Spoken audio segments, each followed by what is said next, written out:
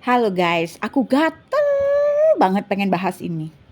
Mumpung ada kakak anteng di sebelah aku ya. Jadi gini guys, Menteri Keuangan yang baru itu menggelontorkan maksa 200 triliun untuk dibagiin ke bank-bank nasional yang besar-besar. Dengan harapan supaya duit 200 triliun itu bisa diubah menjadi motor penggerak ekonomi. Jadi dalam arti dia tuh pengen bank itu mikir caranya gimana supaya si 200 triliun ini bisa digunakan oleh masyarakat. Salah satunya dengan menurunkan bunga deposito, menurunkan bunga pinjaman. Nah, sekarang kita bahas, si direktur-direktur, bank-bank ini bilang udah kewalahan, karena mereka aja sekarang udah kebanyakan duit gitu loh. Jadi artinya ekonomi sekarang ini nggak bergerak guys. Kenapa? Duit di bank banyak, artinya orang yang pinjam uang itu sedikit. Nah, makin sedikit orang yang pinjam uang, itu kan berarti ekonomi itu nggak jalan ya, artinya mau bisnis apapun mandek gitu, bisnis apa mandek, sehingga mereka tuh nggak butuh untuk pinjam uang ke bank lah, kurang lebih kayak gitulah pemahamannya ya. Jadi kalau misalnya kita punya bisnis berkembang gitu kan pasti kita butuh modal dari bank, makanya kita pinjam ke bank gitu ya. Tapi kalau bisnis kita jalan di tempat, survive-nya seperti timbul tenggelam, ya jangan dulu pinjam ke bank, jangan ekspansi dulu, kan intinya gitu. Nah, ini lucu nih, seperti seperti misal ini kalau kita analogikan seperti gini nih. Nih ada anak yang udah kenyang sama ibunya sama bapaknya, "Nih kamu saya beliin pizza, saya beliin soto," gitu ya.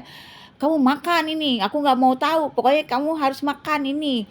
Karena di rumah lagi banyak banget makanan, jadi kamu harus habisin nih makanan yang ada di meja ini," gitu kan. "Aku nggak mau tahu caranya gimana, pokoknya kamu habisin makanan di atas meja ini." Padahal anaknya tuh udah kenyang, udah begah gitu. Nah, menurut kalian analoginya gimana coba kalau aku bikin sesederhana itu gitu ya. Nah, Pak, menurut saya sebagai rakyat jelata gitu, yang saya juga punya bakso sendiri, saya bergaul banyak dengan orang-orang miskin, saya tahu banget kehidupan orang miskin gimana. Pak, orang miskin banget itu ya Pak ya, bahkan tidak punya akses untuk pinjam uang ke bank. HP aja nggak punya Pak. Nah, tapi hal yang paling menyentuh kehidupan orang miskin di bawah itu adalah harga barang Pak. Harga barang-barang, harga makanan yang sudah selangit naiknya. Hari ini Pak beli bengkoang 8.000, besok jadi 15.000. Hari ini Pak beli bawang seperempat 5.000, besoknya jadi 15.000. Beli cabai Pak yang biasanya 7.000, 5.000, sekarang bisa jadi 20.000 Pak. Ngeri Pak gitu loh. Jadi let's say misalnya aku orang yang mau berusaha bikin warung kek, bikin jualan lotek kek, Pak, dengan tidak adanya kestabilan harga di pasaran yang bikin sport jantung setiap saat, harga yang saya sudah tetapin hari ini itu bisa bisa bikin saya buntung bukannya untung, Pak, gitu loh. Jadi daripada Bapak ngeluarin 200 triliun buat ke bank-bank yang udah begah gitu sama duit, mendingan duit 200 triliun itu digunakan ya, Pak, ya. Ini secara tololnya lah, secara begonya lah saya rakyat jelata yang nggak ngerti-ngerti amat lah gitu. Bapak lebih pintar. Tapi ini kan boleh kan berpendapat kan. Menurut aku gunakan 200 triliun itu Pak untuk pengendalian harga barang di pasar. Ya, harga bawang putih, bawang merah, cabai-cabean Pak, itu masakan Indonesia tuh Pak bumbunya aja udah mahal. Bapak tahu nggak kalau mau bikin apa-apa tuh bawang, cabai merah itu dipakai Pak, minyak goreng. Nah, itu Pak minyak goreng sekarang udah 40.000 Pak. Balik lagi sama seperti harga waktu krisis minyak goreng yang harga naik itu sudah 40.000 lagi Pak sekarang harga minyak goreng. Jadi tidak ada ya Pak ya namanya istilahnya minyak goreng jadi turun itu ya. Turun sesaat habis itu naik lagi back to the formula awalnya untuk naik di harga 40.000. Bapak tahu nggak harga cabai berapa? Bapak cabai tuh ya bisa 100.000 loh Pak 1 kilo cabai domba itu ya, cabai cabai yang pedes banget itu. Cabai keriting itu sekarang masih di range pokoknya masih gila-gilaan deh Pak harga-harga gitu loh. Jadi Pak, mau dagang, mau usaha, gimana coba dengan harga-harga yang nggak jelas kayak gini gitu. Hari ini bawa duit modal sekian, nyampe pasar, ludes Pak duit modalnya Pak. Nah, yang kedua Bapak harus amatin ya bahwa masyarakat kita ini kebanyakan sebagian besarnya kita ngomongin persentase ya Pak ya. Bukan pengusaha batu bara, bukan pengusaha nikel Pak, bukan. Tapi kita ini di bisnis food and beverage. Artinya penjual kaki lima makanan, warung-warung ya Pak ya, pecel lele kayak ayam goreng tuh Pak ya. Nah di situ Pak, di situ butuh banget tuh kestabilan harga. Jadi kalau mau menggerakkan ekonomi, gerakkanlah usaha-usaha kaki lima mikro, UMKM itu loh Pak ya. Nah itu caranya gimana Pak? Bapak bantu dengan stabilin harga-harga bahan baku mereka jualan. Kalau mereka bahan bakunya jualan, pembeli juga mampu Pak, bisa beli gitu loh. Karena harganya nggak dinaik-naikin kan gitu loh. Jadi misalnya hari ini bisa beli 1 ayam, besok bisa beli 1 ayam. Kalau sekarang Pak mau beli 1 ayam, kita mikir dulu, aduh gimana nih, gaji nggak naik gitu loh Pak. Gaji kita tuh nggak naik Pak, barang-barang naik banget ya. Itu barang-barang naik banget Pak. Kayak kepala ayam kucingku aja Pak ya, naik berapa Pak? 20% loh Pak, bukan 10%, 5%, 6%, bukan. Jadi di statistik dibilangnya inflasi 6% Pak, kenyataannya itu bisa 30% ya Pak ya. Harga barang bisa 30 sampai 60, 70%, bahkan sampai 100% juga ada Pak yang naiknya gila-gilaan. Contoh yang seperti saya bilang tadi, cabe, bawang, itu telur udah hampir 28.000, minyak goreng 40.000. Mudah-mudahan Bapak tahu harga-harga barang, karena mungkin Bapak nggak pernah ke pasar. Kalau saya kan ke pasar tiap hari, hampir tiap hari gitu. Jadi kangkung tuh Pak ya, kangkung aja kita ngomongin kangkung. Kangkung tuh Pak, biasanya 1.000, sekarang jadi 2.000. Kalau dia tetap harga 1.000 Pak, itu tuh tinggal 5 lembar doang Pak, satu ikatnya gitu. Artinya apa?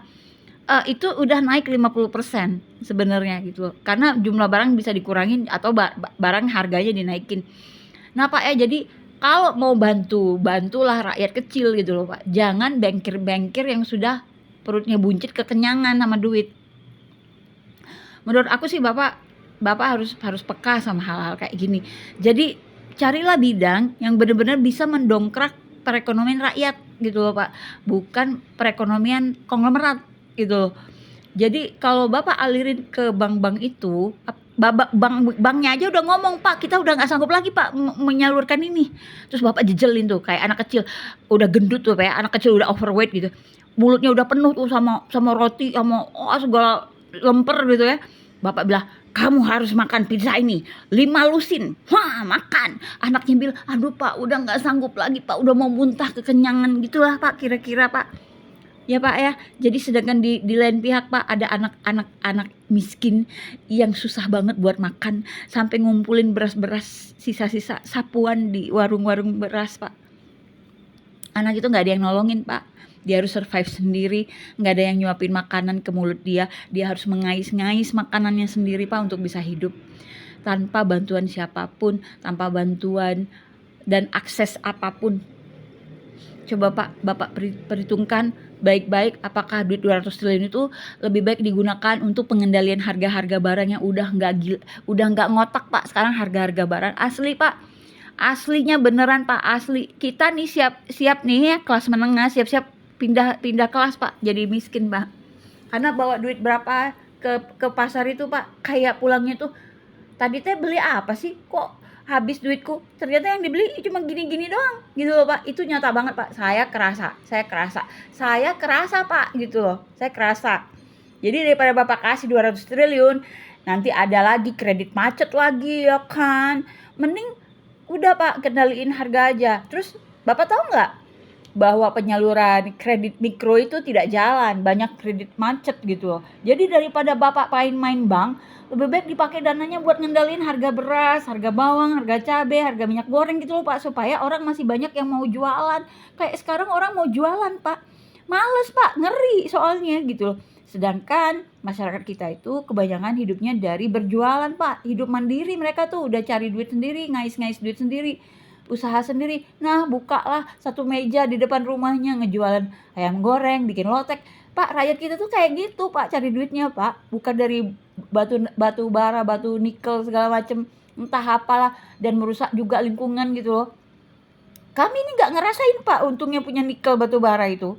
Coba Pak pikirin deh, ini jeritan hati seorang rakyat jelata ya. Saya Pak ini seorang rakyat jelata Pak, yang harus pontang-panting cari duit sendiri gitu loh. Dan saya ngerasain banget orang-orang miskin di sekitar saya itu semakin susah hidupnya Pak, makin hari makin aduh Pak, makin kesian banget ya Pak, asli loh Pak. Bapak intip ya bakso saya, bakso Skatisha ya Pak ya, tolong ya Pak ya, tolong banget.